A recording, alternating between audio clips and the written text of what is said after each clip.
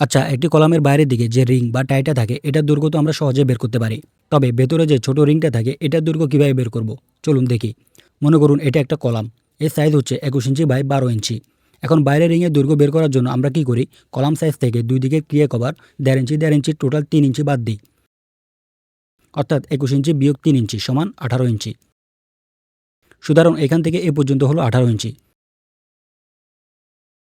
তাহলে এখান থেকে এই পর্যন্ত হবে 18 ইঞ্চি, মোট 36 ইঞ্চি।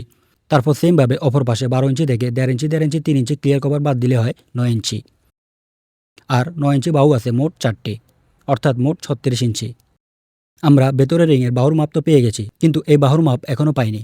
এটা বের করার জন্য কি করব? এখানে মেইন রডের মাঝে কয়টা গ্যাপ আছে গুনে দেখব। ধরুন এখানে গ্যাপ আছে মোট 4টা। তারপর এই বাহুকে 4 দ্বারা ভাগ দিব। সুতরাং 18 ইঞ্চি ভাগ 4 সমান 4.5 ইঞ্চি।